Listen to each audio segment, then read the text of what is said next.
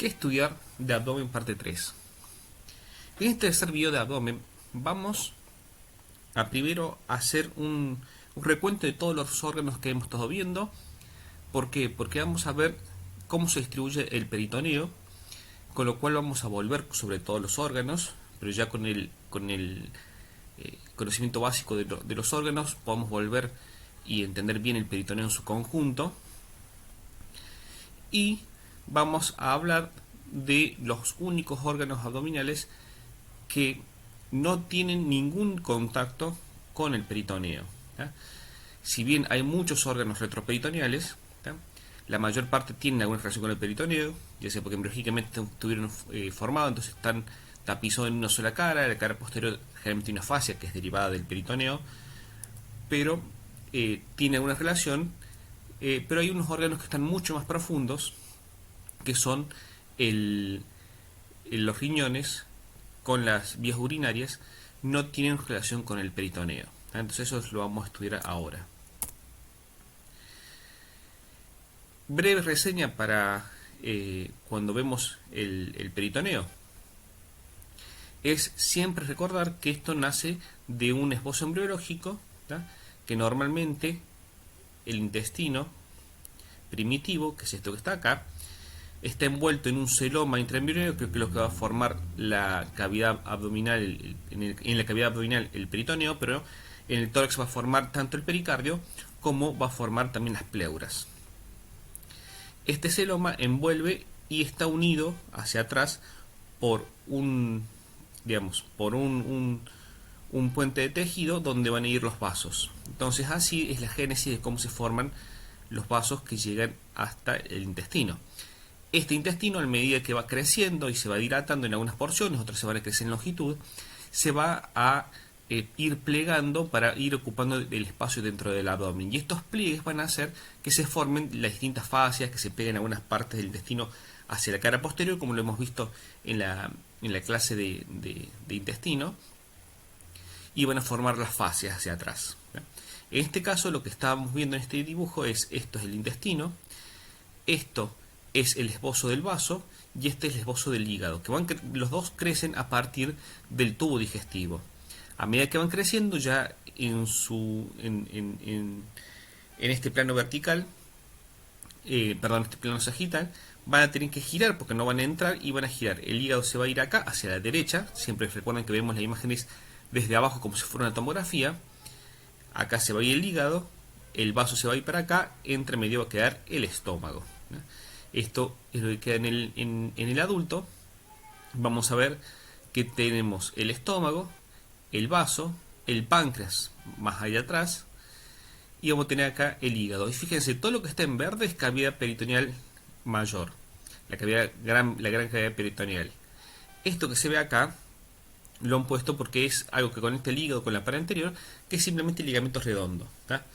Si nosotros pasamos por el otro lado del ligamento redondo, tenemos todo esto que sigue siendo parte de la cavidad peritoneal, pero a través de acá para la derecha, tenemos, fíjense, esto es vena cava inferior, acá estaría el pedículo hepático con la vena porta, y esto sería el hiato de Winslow, que nos comunicaría la gran cavidad peritoneal con este espacio que está detrás del estómago y delante del páncreas, que es la transcavidad de los epiplones, ¿tá? También ahí lo nombran acá como el saco menor. Entonces, sabiendo esto, vamos a empezar a hablar de cómo se forma el peritoneo. Y fíjense, acá tenemos varias imágenes, varios cortes sagitales que nos van a mostrar más o menos cómo se formaría el peritoneo. Obviamente está en el estómago en todas estas imágenes, o sea que son todos estos cortes, son del lado izquierdo, ¿tá? Y nosotros siempre hablamos del peritoneo como si fuera un globo que entra desde el ombligo y se infla y va envolviendo las vísceras, ¿tá?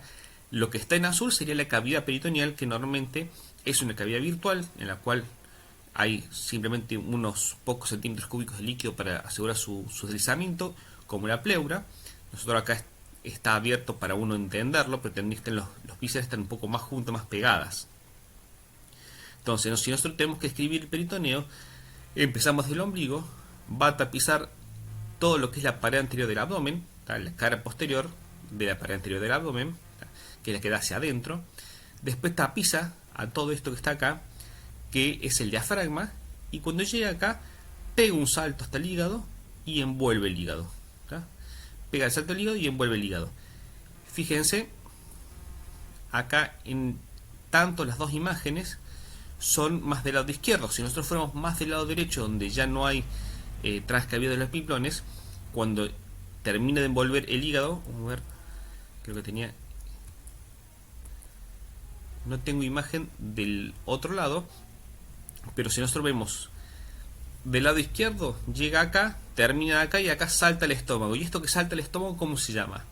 Epiplón menor o epiplón gastrohepático, ¿tá? Esto salta hasta ahí, envuelve toda la cara anterior del estómago, y cuando llega acá, como estaba en un plano vertical, no va a ir hacia el vaso, pero va a venir acá a la curvatura mayor, que es esto que está acá, y acá va a estar esto que son los vasos, los gastroepiploicos, ¿tá? Que forman el círculo de curvatura mayor del estómago.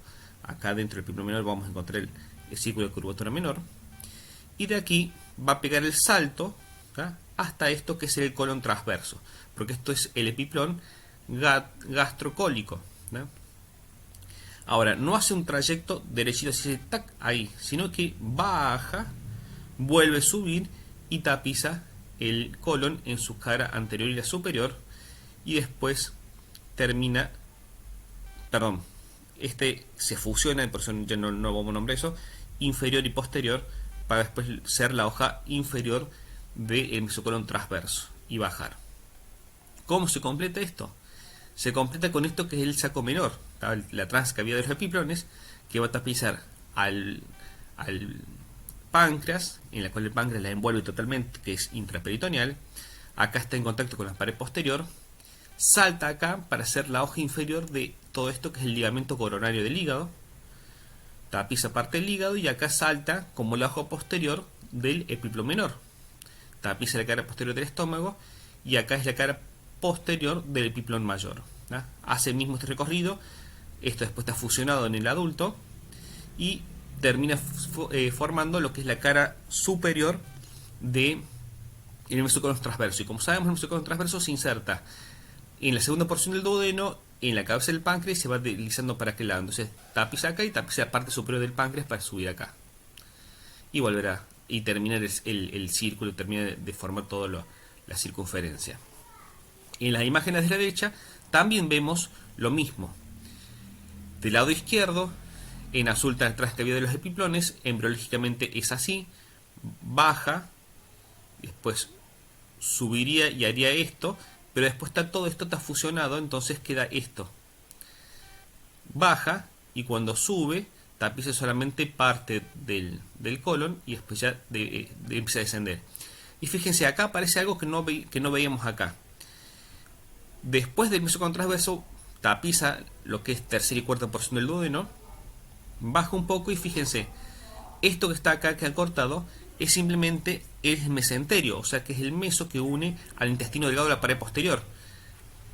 Viene pared posterior, va a formar hoja superior del mesenterio, envuelve el láser del intestino delgado, hoja inferior del mesenterio, y después sigue tapizando lo que es la pared posterior. Obviamente después va a llegar acá a la pelvis, va a envolver la cara anterior de la parte superior del recto nomás. Va a tapizar, en el caso de la mujer, los órganos ginecológicos. En el caso del hombre va a tapizar la vejiga directamente. En la mujer, después del órgano ginecológico, va a la vejiga y va a subir por la pared anterior del abdomen hasta el ombligo. Y ahí cerramos el círculo. Por eso no vemos imágenes de acá abajo. ¿Cuál es la diferencia entre la parte derecha y la izquierda? Porque la izquierda es más fácil de entender por esto. La parte derecha, nosotros tenemos que ver que desde el pedículo hepático hacia la derecha, que el pedículo hepático es donde, me vuelvo a esta imagen, el pedículo hepático es acá, donde está la entrada de la transcavidad de los epiplones. Ya de acá para allá no tenemos más nada. Entonces, ¿qué va a pasar? Va a venir el peritoneo, tapiza el diafragma, da vuelta, va tapizando el hígado, Y cuando llega acá ya no hay epiplón, no hay nada, sino que el mismo hoja peritoneal va a volver para atrás, va a formar parte inferior de lo que es el ligamento coronal del hígado, y va a tapizar la última parte, y va a tapizar lo que es la primera y segunda porción del duodeno. ¿Tá? Y va a bajar y va a hacer esta imagen, esto para tapizar acá. No vamos a tener la transcavidad de piplones, pero bueno, lo más importante es, conociendo esta imagen, ustedes ya van a entender gran parte de cómo funciona el peritoneo en conjunto. Esto es lo que le decía de la parte inferior. Esto es una pelvis femenina y esto es una pelvis masculina. En la pelvis femenina va a venir el peritoneo, vamos a ver desde atrás. Esto es mesocolon sigmoide, fíjense, estos son apéndices epiploicos. Esto acá se está marcada una tenia. En el sigmoide hay solamente dos tenias, cuando llega acá al recto ya dejan de haber tenias. Esto es recto, lo tapiza por delante y un poquito por los costados simplemente. Cuando llega ahí hace un reflejo, ¿tá?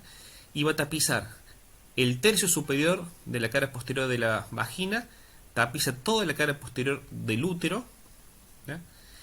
Da vuelta, tapiza los dos tercios superiores del útero, para después reflejarse de nuevo y tapizar esto que es la vejiga. ¿Tá? Y cuando termina la vejiga, sube. La vejiga, tanto la vejiga como el recto, como están tapizados solamente una cara, no, decimos que no son ni intra ni extraperitoneales, son extraperitoneales. ¿Tá? Tienen un pequeño tapizamiento, pero nunca estuvieron completamente envueltos, ni siquiera embriológicamente. ¿Tá? ¿Cuál es lo que tenemos que destacar en la mujer? Que esto es acá fondo de saco de Douglas, ¿tá? Acá son los pliegues rectouterinos, por ahí van a pasar los uréteres, ¿tá? Acá está el cuello del útero, eso ya lo vamos a ver en ginecología, pero fíjense, va tapizando el cara anterior y el cara posterior, y hacia el costado este peritoneo hace como si fueran dos ligamentos que van desde el útero hasta la pared, ¿tá? Que lo van a fijar hacia los lados, ¿tá? Que tiene un ojo posterior que es esta que está acá, y cuando se refleja por acá también tapiza en la cara anterior. Estos dos repliegues peritoneos que están en los costados del útero, que lo pegan a la pared, a las paredes laterales, son los ligamentos anchos del útero, ¿tá? Ese ligamento ancho del útero tiene esta porción que está acá, que es bien, está agarrado de un lado en el útero y de otro lado en la pared, que es bien firme, y hay una partecita que es la más alta, que como no está muy agarrado hacia la pared, es la porción flácida, decimos nosotros, y eso por eso cae hacia acá atrás, y es esto que está acá pegado a esto que son las trompas uterinas, ¿tá? Que son el mesosalpinx. El mesosalpinx en algunos libros se estudia como separado, y otras partes se lo toma como la parte flácida de los ligamentos anchos, ¿tá? Esto que está en blanco son los ovarios, y fíjense, tiene un color totalmente distinto a todo lo que hemos visto antes, no solamente por ser blanquito, sino generalmente nosotros cuando lo vemos también tiene un color distinto. ¿Por qué? Porque es el único órgano, ¿tá? Pregunta de examen, recuérdenlo, es el único órgano que es realmente intraperitoneal. ¿Qué quiere decir? Está dentro de la cavidad peritoneal y no está tapizado por el peritoneo, o sea que realmente está dentro del peritoneo, ¿tá? Está dentro de esta cavidad virtual. No está tapizado el peritoneo, ¿por qué? Porque acá se forman los folículos donde se forman los óvulos, y si está tapizado el peritoneo no puede salir, no lo dejan, entonces tiene que estar suelto para que se haga el ovocito, caiga acá en las trompas, en las fibras de las trompas, y se meta por acá hacia el útero. Esto que está acá es el único órgano intraperitoneal que realmente es peritoneal y no tiene cobertura de peritoneo, ¿tá? Los otros que nosotros llamamos intraperitoneales en realidad están fuera de la cavidad, pero están tapizados completamente de peritoneo. Esto es realmente dentro del peritoneo. Esto que está acá son los ligamentos redondos, ¿tá? Que nosotros lo hemos visto cuando vimos lo que es pared abdominal, para ver este es el contenido del conducto inguinal en la mujer. En el hombre cambia, es mucho más fácil, mucho más simple. Vemos el sigmoide, esto ya es recto acá abajo, que tapizado la parte superior en la cara anterior y la cara lateral es por peritoneo, igual que en la mujer. Tenemos un fondo de saco. Si bien algunos libros no los nombran, le dicen solamente recto vesical, y esto es útero vagino rectal, ¿tá? y acá este chiquito que es acá el vesicuterino. A los dos, normalmente en la práctica clínica le decimos fondo de saco de Douglas, ¿tá? Porque tienen la misma implicancia los dos. Es la zona más declive del abdomen. Si hay algo de líquido en el abdomen, va a caer en la mujer acá y en el hombre acá. Y es el espacio ese que está por delante del recto. Y en la mujer, en el hombre está en la vejiga y en la mujer tenemos intermedio los órganos ginecológicos, pero es más o menos lo mismo, ¿tá? Entonces, esa implicancia hace que nosotros, si bien algunos libros de anatomía lo diferencian los nombres, en la práctica clínica, para nosotros todos los dos son fondo de saco de Douglas. El peritoneo baja y cuando se refleja tapiza directamente lo que es la vejiga. Obviamente, fíjense acá, esto es la vena ilíaca externa, esta es la arteria ilíaca externa que van a salir acá para ir al miembro inferior y pasa a llamarse femoral. Pero fíjense, acá hay como unos vasitos chiquitos, si bien muchas veces por ahí no se nota, porque la calidad del dibujo no es la ideal. Hay una venita acá, hay otro vasito que va por acá y hay un conductillo que viene por acá, por acá, por acá, por acá y llega hasta acá. Eso que sale de acá es el conducto deferente, ¿tá? Porque acá tenemos el anillo profundo del conducto inguinal y ahí tenemos los vasos. Esto que se va para acá son vasos epigástricos, fíjense, van detrás del músculo recto. Estos son los tres músculos anchos del abdomen. Esto que va para acá, ¿tá? Es el conducto deferente que va a llegar acá y acá van a estar las vesículas seminales, ¿tá? Esto, obviamente, como está visto un poco más de más lejos, fíjense, acá no se alcanza a ver la división de la aorta y acá sí se ve bien, ¿tá? Está más ampliado esta imagen. Se puede ver el ciego, acá hay una tenia y esto que está acá es el apéndice, ¿tá?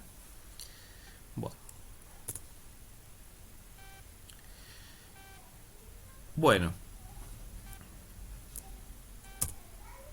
vuelvo un segundito porque yo no me acuerdo si lo dije en alguno de los videos anteriores o lo dije en clase, por eso es importante, me vuelvo porque es algo muy importante y hay que saberlo y se pregunta en los exámenes, es la diferencia entre un meso, entre un ligamento y un epiplom, ¿tá?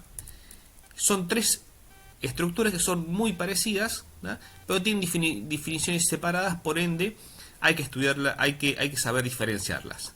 Primero de todo, un meso, ¿tá? Es una formación de peritoneo, son todas las tres que vamos a hablar, son formaciones de peritoneo, pero un meso es una formación de peritoneo que una víscera a la pared abdominal y tiene vasos y nervios de importancia. Por ejemplo, ¿qué tenemos acá? Esto es el intestino delgado, este es el mesenterio, eso es un meso. Mesenterio es meso de entérico del intestino delgado. El mesenterio es un meso. ¿Qué va a llevar? Tiene peritoneo por encima, peritoneo por debajo, en el centro de grasita, y en la grasita que hay las ramas de la mesentérica superior, en su raíz está la mesentérica superior directamente, pero está acá en ramas de mesentérica superior que van a llegar acá, van a haber linfáticos, van a ir los nervios que van a ir al intestino delgado. Entonces es una formación de peritoneo que une al intestino delgado con la pared posterior y va a llevar los vasos y nervios de importancia, los vasos y nervios que van a nutrir el intestino. Entonces es un meso. Otro meso es esto, mesocolon transverso. Este colon transverso, este es el mesocolon transverso. Acá llevan las ramas de arteriales que van a nutrir al colon transverso. ¿Está? Segundo punto era un epiplom. ¿Está? Acá vemos los dos, epiplom menor y epiplom mayor. ¿Está? ¿Qué es la definición de epiplom? La definición de epiplom es una formación peritoneal, ¿está?, que une dos vísceras entre sí, ¿está?, y lleva vasos y nervios de importancia. Entonces vos tenés acá, entre el hígado y el estómago, esto que es el epiplom menor. Nosotros sabemos que en el borde libre del epiplom menor, yo me vuelvo esta imagen, esto es epiplom menor, ¿tá? Acá en el borde libre del epiplom menor va a venir lo que es el pedículo hepático, pero acá pegado al estómago, en el epiplom menor, vamos a tener lo que es el círculo arterial de la curvatura menor del estómago. Mientras que en la curvatura mayor tenemos estos vasos que están acá, que son los gastroepiploicos, ¿tá?, que son los vasos que van a nutrir el estómago. ¿Tá? Entonces, Fíjense, tenemos los vasos nutricios de estos órganos, por eso son vasos nerviosos de importancia. Nota el dorso, esto es algo más quirúrgico que anatómico. Nosotros esta distribución la aprovechamos, ¿por qué? Porque de acá, de los gastroepiploicos, se llaman gastroepiploicos porque nutren al estómago y al epiplón. Entonces, tienen ramitas verticales hacia el estómago, pero tienen otras ramitas verticales que van hacia abajo, que van acá hacia el epiplón.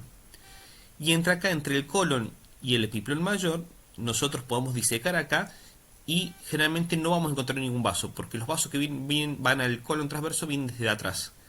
Y estos vienen acá. En esta zona hay una zona que nosotros decimos que es avascular, no hay vasos de importancia, entonces nosotros podemos meternos acá y no nos vamos a topar con ningún vaso que nos haga sangre y que nos cause inconvenientes en la cirugía.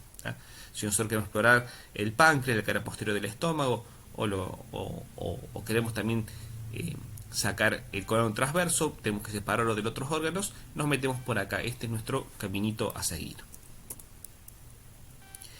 Y el tercer formación peritoneal que vamos a ver es lo que es un ligamento. Un ligamento es una formación de peritoneo que puede unir dos órganos o un órgano a la pared, eso es indistinto, pero la característica principal, lo que lo hace decir que eso es un ligamento y no es un meso o un epiplón, es que no tiene vasos y nervios de importancia. ¿Cuáles son esos? Y bueno, acá tenemos ligamentos. Este es el ligamento coronal del hígado. Acá no hay un vaso y nervio de importancia. Este es el ligamento falciforme. No hay un vaso y nervio de importancia. Después también tenemos en el vaso tenemos ligamento esplenofrénico y esplenocólico, que lo unen al techo del abdomen, que es el diafragma, y lo unen hacia el colon, hacia el ángulo esplénico del colon, y al no tener vasos de nervio de importancia, son ligamentos simplemente, se pueden cortar tranquilamente, pero son tres elementos que tienen que sabérselo ustedes bien. Llegamos por fin a lo que es aparato urinario. El aparato urinario va a comprender a los riñones, que son los encargados de producir la orina, y a las vías urinarias. Eso es como cuando nosotros vimos respiratorio, veíamos el órgano principal, que es el pulmón responsable de la hematosis, y tenemos las vías respiratorias, que lo que hacían era entrar y sacar el aire, filtrarlo, hacer todo. Bueno, esto también tenemos el órgano principal, que son los riñones, y las vías urinarias, que son los que lo que van a conducir la orina, la van a almacenar hasta el momento de su eliminación, pero acá, a diferencia que hay en la vesícula biliar o en otros órganos, acá no la orina no sufre ninguna modificación. Ya una vez que salió del riñón, esa orina no sufre ninguna modificación. La vía urinaria está formada en realidad técnicamente, por los cálices, que son estos espacios que están acá, la pelvis renal, los uréteres, la vejiga y la uretra. Obviamente nosotros toda esta parte que está acá, que son los cálices, todo eso, si bien son parte de las vías urinarias, nosotros lo vamos a estudiar dentro del riñón. En cuanto a los riñones, fíjense, tiene una forma arriñonada, valga la redundancia, o forma de habas, fíjense, como si fuera un poroto, donde es una forma redondeada, u ovoidea, aplastada de delante hacia atrás, o sea, tiene una cara anterior y una cara posterior, como los porotos. Va a tener dos polos, o dos extremos, en el caso del riñón son polo superior y polo inferior, y va a tener dos bordes. Uno de esos bordes va a ser convexo, que en el caso del riñón es el borde externo, y el otro va a ser cóncavo, que en el caso del riñón es el borde interno. Este es cóncavo. Cabe decir que en ese borde cóncavo cae en una cavidad, que es todo este espacio que está acá, que nosotros lo llamamos el seno renal, que está ocupado por grasa, por estos vasos que están ingresando, pero también por los cálices. Muchas veces nosotros en los dibujos solamente vamos a dibujar los cálices, pero sépanse que los cálices están metidos dentro de lo que es el seno renal. En cuanto a dimensiones, para tener una idea, el riñón tiene una dimensión de 12 por 6 por 3, 12 de largo, 6 de ancho y 3 de espesor. En cuanto a la configuración interna, si nosotros cortamos el riñón, porque hasta ahora estuvimos hablando de todo lo como es el riñón. Fíjense, el riñón humano generalmente es lisito, no tiene, los lóbulos no están marcados, a diferencia de un riñón de vaca, por ejemplo, que tiene los lóbulos marcados. Este está bien fusionado y está completo. Si nosotros lo cortamos, vamos a ver que tiene una parte muy externa, que es la cápsula fibrosa. Es una cápsula que debe tener 1 o 2 milímetros de espesor, que es lo que nosotros vemos por fuera, la cápsula fibrosa del riñón, que le envuelve. Fíjense, acá está marcado los cálices acá, y este espacio que hay entre el cáliz y el riñón está ocupado por grasa, que es todo lo que es el seno renal. Por dentro ya tenemos lo que es propiamente el riñón, ya no es la cápsula fibrosa que lo envuelve. Y esa es el riñón propiamente dicho, lo vamos a diferenciar en dos partes. Primero, esta parte que es superficial, que es la corteza, y después tenemos todo esto que está acá, que es la parte más profunda, que es la médula renal. Generalmente eso es importante, en una ecografía se ve, hay una relación de espesor entre la corteza y la médula, por eso muchas veces en la ecografía informan buena relación córtico-medular, eso es importante. Y nosotros vamos a ver que en el corte van a ver como si fueran muchas linitas que son paralelas entre sí y perpendicular a la cápsula, que van a ir como si fueran los rayos de una bicicleta, todos apuntando hacia el centro del riñón. Eso que nosotros vemos ahí, en realidad lo vemos porque microscópicamente ahí hay muchos túbulos, si ya van a ver cuando estudien fisiología, el glomérulo renal está formado por una parte esférica central chiquitita, que es donde se hace el filtrado, y después hay unos túbulos que suben y bajan, que son donde se van excretando algunas sustancias, se van reabsorbiendo otras y se va concentrando la orina.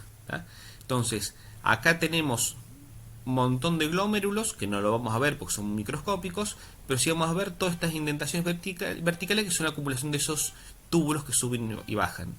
Esos túbulos vienen por acá, van a seguir bajando en la médula para llegar a desembocar acá, que ahí vamos a llegar.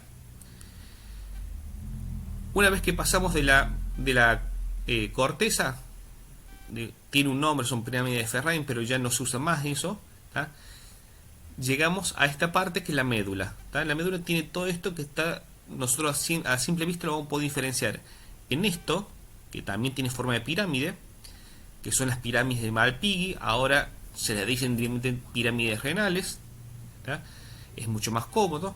Estas pirámides renales también son los mismos tubulitos que estaban acá, que se van concentrando y van formando cada vez tubos colectores más grandes para terminar acá. Y fíjense, si nosotros, bueno, no puedo aumentar el tamaño acá, pero fíjense, en esta imagen se ve un poco mejor, o esta también, que la pirámide llega hasta acá. Este es el vértice de la pirámide, y este conducto envuelve acá la parte de la pirámide. ¿Por qué? Porque cada pirámide va a desembocar en un cáliz, y esa punta de la pirámide va a estar ya dentro del cáliz. Entonces esa punta de la pirámide ya no la llamamos pirámide, sino que la llamamos papilas renales,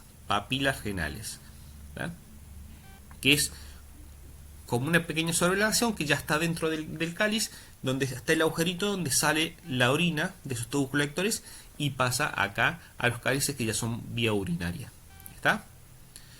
Entre medio de estas pirámides renales vamos a encontrar estos otros puentes de sustancias que también tienen tejido renal, tienen túbulos, pero se distinguen porque no tienen esa formación de las pirámides, que son las columnas de Bertin. También ahora las conocemos como columnas renales, simplemente. Una vez que terminamos de la parte del riñón que se forma la orina y la concentran y que se eliminan sustancias y se reabsorben otras, llegamos a esto que ya sería técnicamente parte de la vía urinaria, pero está dentro del riñón, que son los cálices. Son estas formaciones que, fíjense, tienen como una cinturita, tienen una forma de copa, por eso se llaman cálices, porque es un cáliz, que van a hacer que de a 2 o 3 cálices van a pasar a formar un cáliz mayor. 2 o 3 cálices menores forman un cáliz mayor. Y aproximadamente 3 cálices mayores, puede haber 3 a 5, pero lo más frecuente es que haya 3 cálices mayores, se van a unir para formar la pelvis renal. la pelvis renal, que es esto que está acá, que es este embudo que sale del riñón y va a terminar en el uréter, se va a continuar con el uréter. ¿Está? Acá vemos de nuevo. Acá señala lo que es túbulos colectores, que son los tubitos estos que se van recolectando la orina que vienen de muchos glomérulos. ¿Está? La nefrona es la unidad funcional del riñón. La asa de Henle es parte de esta nefrona. Son las asas que he dicho que subían y bajaban. Y van a ir recolectando acá para llegar acá a la papila. ¿Está? Mientras tanto, fíjense, esto es un diagrama de cómo se vasculariza. Principalmente está vascularizada la corteza. ¿Por qué? Porque allí es donde se hace el filtrado. ¿Está? Donde están los vasos sanguíneos, donde, digamos, el glomérulo es la parte donde están los capilares y donde se filtra la orina. Ahora, en el riñón vamos a volver a hablar sobre las relaciones, ¿está? Para saber dónde están ubicados. Nosotros vamos a ubicarlos más o menos entre D10 y L3. O sea, ¿qué quiere decir? Que la parte superior va a estar protegido por las costillas y la parte inferior no. ¿Tá? Entonces, si ustedes se tocan la espalda, el borde inferior de las costillas, obviamente hay músculos entre medio, no lo van a poder palpar, pero ustedes si tocan el borde inferior de las costillas y tocan un poquito por debajo, van a saber, hasta acá más o menos llega el riñón. ¿Tá? Para que tengan idea de dónde está ubicado en su cuerpo. ¿Tá? Estos espacios nosotros los vamos a llamar fosas lumbares porque están a los lados de la columna lumbar. ¿Tá? Y va a estar revestido, además de esa cápsula propia que tenía el riñón que lo envolvía, tenemos esto que acá en este libro lo nombraron como grasa perirrenal. ¿Tá? Esta grasa en realidad va a ser fibrodiposa. ¿Tá? Una cápsula fibrodiposa, ¿por qué? Porque es una grasa que tiene muchos tabiques fibrosos entre sí. Y lo van a envolver al riñón. Y a su vez todo esto va a estar envuelto en esta, que es la fascia renal. ¿Tá? Que tiene una hoja posterior y una hoja anterior. La hoja anterior, fíjense, va a tapizar el riñón, tapiza los vasos renales y termina pasando por delante de los grandes vasos para irse y continuarse con la del otro lado. Mientras que la posterior muchas veces termina fusionándose acá a estas aponeurosis que envuelven a los músculos, y la que nosotros conocemos como la fascia de Sutherland. Fascia de Sutherland o hoja posterior de la fascia renal. ¿Tá? Por fuera de esta fascia fibrodiposa, que ustedes cuando van a la carnicería por ahí a comprar riñones, van a encontrar que muchas veces se lo venden que está envuelto en una grasa, que es la cápsula fibrodiposa. Después usted abre esa cápsula y sale el riñón adentro. ¿Tá?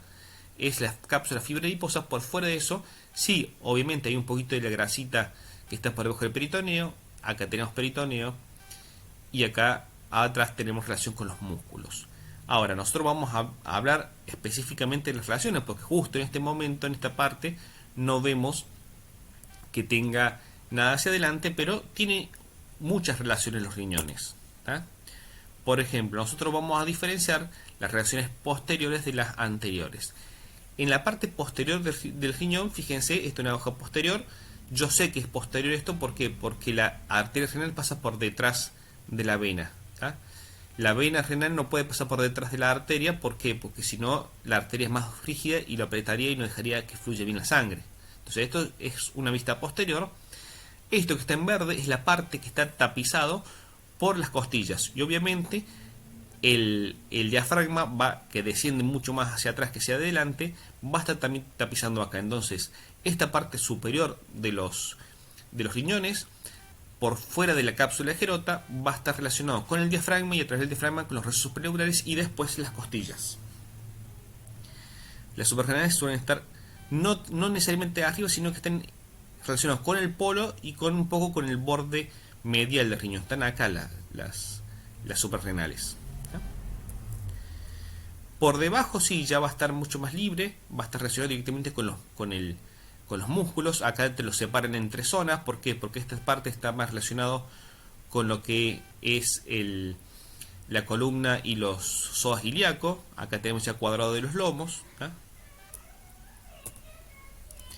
y esta última partecita por ahí está relacionado, te lo ponen que esté relacionado ya con el origen de los músculos anchos del abdomen. ¿Tá? Creo que acá ya teníamos, fíjense, el músculo ancho del abdomen venía hasta acá, este cuadro de los lomos, y esto es psoas. ¿Tá? Tienen esas tres zonas más o menos que te nombraba en esta imagen. Ahora, las relaciones anteriores van a ser distintas a la derecha y la izquierda. Esta imagen en realidad tendría que haberla invertido porque está mal. No está mal, está visto desde arriba. Nosotros tenemos acostumbrado a verlo de abajo igual que una tomografía, entonces tendríamos que espejarlo. Pero bueno, vamos a utilizarla así ahora. Acá hay varias cosas interesantes para ver. Esto es transcavidad de los epiplones. Fíjense, acá tenemos vena cava inferior, acá tenemos la vena porta con la vía biliar, y esto que están acá deben ser la arteria hepática que se ha ramificado. Acá tenemos los vasos de la curvatura menor del estómago. Esto que está acá es el epiplón menor, y el borde libre del epiplón menor está ocupado por el pedículo hepático. Esto que está acá es el yeto de Winslow, que nos lleva a la transcavidad de los epiplones. ¿Tá? Y ahora sí vamos a los riñones. Fíjense, riñón derecho, ¿tá? Está relacionado con el hígado. ¿Tá? Cuando nosotros veíamos la cara inferior del hígado, veíamos que tenía una impresión de riñón. Está relacionado con el hígado. De hecho, el riñón derecho siempre es un poco más bajo que el izquierdo, porque el hígado lo desplaza hacia abajo. Por debajo del hígado, cuando se termina el hígado, si seguimos bajando un poco más, vamos a encontrar acá el ángulo hepático o ángulo derecho del colon. ¿Tá? Y seguimos bajando más, vamos a encontrar el duodeno páncreas. Mientras que del lado izquierdo va a estar relacionado principalmente con el vaso, ¿tá? Con el ángulo cólico izquierdo, ¿tá? Con el estómago, y un poquito más para debajo con lo que es las asas del delgado.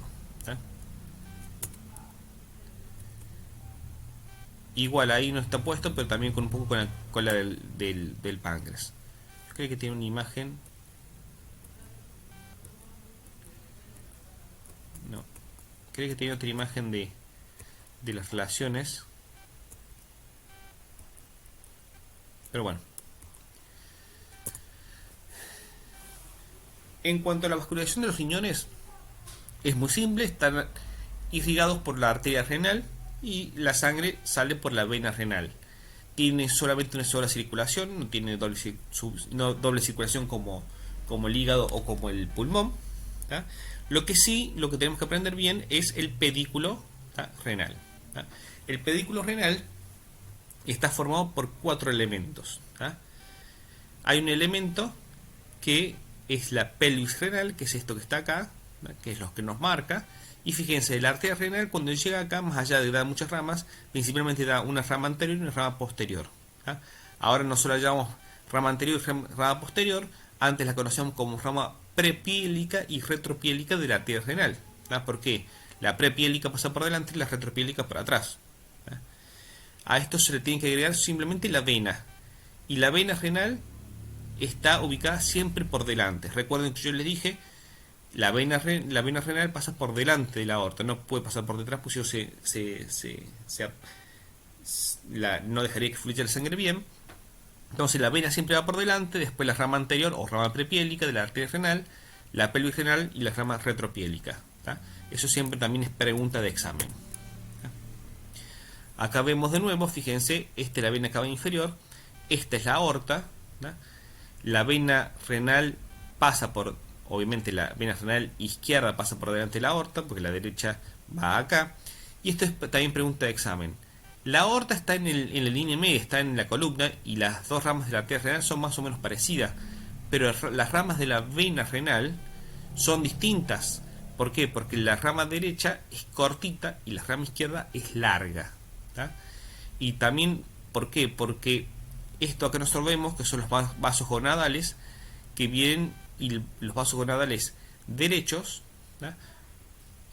Vienen acá y desembocan en lo que es la vena cava, así en un ángulo agudo, cosa de que la sangre siga su camino hacia arriba. Cambio esto, que son los vasos gonadales izquierdos, ¿tá? Como no pueden pasar la línea media para llegar acá, porque está la aorta y molesta, vienen acá y se unen a lo que es la arteria renal izquierda. Y se unen más tirando a un ángulo recto, entonces la sangre que viene acá le cuesta fluir para allá. Por eso en el hombre es más frecuente un varicocele del lado izquierdo que del lado derecho. ¿Tá? Pero esta imagen está en realidad mostrada acá para mostrar lo que son los uréteres. ¿Tá? En realidad el uréter izquierdo no va porque el derecho acá están mostrando una malformación, no tenemos que verlo, vemos solamente este lado, que tenemos la pelvis renal y el uréter que va a descender, va a pasar por delante del psoas, ¿tá? Va a cruzar los vasos gonadales, va a cruzar lo que es los vasos ilíacos, ¿tá? Y esto es importante. Generalmente, si bien acá no lo expresa bien, del lado izquierdo van a cruzar principalmente, por lo general van a cruzar los vasos ilíacos primitivos, mientras que el lado derecho va a cruzar los vasos ilíacos externos. ¿Tá? ¿Por qué? Porque la aorta está en la línea media, pero cuando llega el último, como que los dos elementos se ponen en la línea media, se desplazan un poquito para allá y no cruzan a la misma altura. Es una pregunta de examen, no le veo mucha utilidad, pero siempre es pregunta de examen. ¿Tá? Mide más o menos 35 centímetros, tiene una porción, esta es la porción abdominal, cuando llegan acá tiene una porción pélvica, que es lo que nosotros hemos visto en las imágenes anteriores. Me vuelvo a esas imágenes, que cuando llegan acá tienen que ir hacia adelante y en estos repliegues, rectovesicales y acá se llaman rectouterinos, están contenidos los uréteres que van hacia allá adelante. En el caso de la mujer pasa al lado del cuello del útero para llegar a la vejiga, en el hombre no hace falta, llega nomás a la vejiga ahí directamente, ¿tá? Para desembocar. Esto tiene importancia principalmente en la mujer, ¿por qué? Porque un cáncer de cuello del útero es muy frecuente que invada a los uréteres. Entonces, en el estudio periquirúrgico de un cáncer de cuello de útero, muchas veces se examinan cómo están los riñones, los uréteres, si están permeables o no.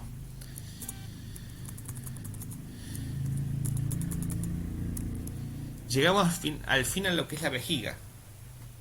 Y la vejiga nosotros vamos a ver que es un órgano muscular, un reservorio muscular, que nosotros cuando está inflada, cuando está llena de líquido, vamos a ver que es redondeada.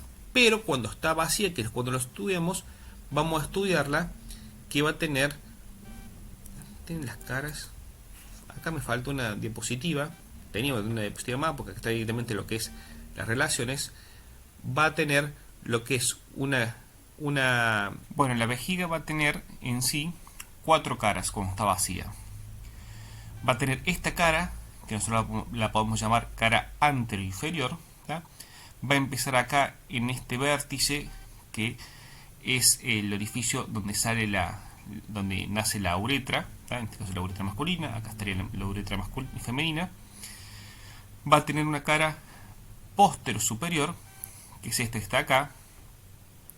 En realidad como que va a un declive más así, ¿por qué? Porque hacia acá adelante se va a continuar, ¿ya? Con una formación que acá está en blanco también, tiene una formación que es un gesto embriológico, ¿no? Que es el uraco, ¿tá? Que va a terminar en el ombligo. Y hacia atrás, el límite, van a ser 2 orificios que están en los costados, que son orificios de la desembocadura de la uretra. Fíjense, nosotros dijimos que pasaba por acá, por el cuello al lado del cuello del útero, los uréteres, y terminan más o menos a esta altura, ¿tá? El espacio este que queda entre la desembocadura de las uretras y de los uréteres y la uretra va a ser la parte posterior donde están las caras laterales. En algunos libros va a figurar como caras posterolaterales, pero son caras laterales, son 2 caras que están hacia atrás, una derecha y otra izquierda, ¿tá? Y acá va a determinar en la parte interna un triángulo entre estos 3 orificios que es el trígono de la vejiga. ¿Por qué? Porque eso tiene mucha importancia, no tanto anatómica, sino en patología. ¿Por qué? Porque van a tener un origen embriológico distinto. El trígono tiene un origen más parecido a lo que es lo ginecológico y la parte anterior no, y eso va a hacer que las patologías sean distintas. Eso ya después lo van a ver en su momento. Bueno, teniendo estas caras, nosotros vamos a ver que la cara póstero superior es la cara peritonizada, tanto en el hombre como en la mujer. En la mujer, fíjense, este es el fondo de saco vesicuterino, que envuelve toda la cara superior de la vejiga y se refleja acá y solamente tapiza los 2/3 superiores de la cara interior del útero, ¿no? Esto va a estar relacionado obviamente en la mujer con el útero, pero tanto en el hombre y la mujer como principalmente las vísceras abdominales, principalmente lo que es el intestino delgado. La cara anteroinferior es esta que está acá, va a estar relacionado con el pubis. Por detrás del pubis va a haber, fíjense, un espacio con grasa. Ese se llama espacio de Retzius. En su interior hay un plexo venoso, que es el plexo venoso de Santorini, importante en el hombre porque las venas de los genitales externos van hacia allí. Y en la cara posterior va a ser sí ya diferente en el hombre como en la mujer.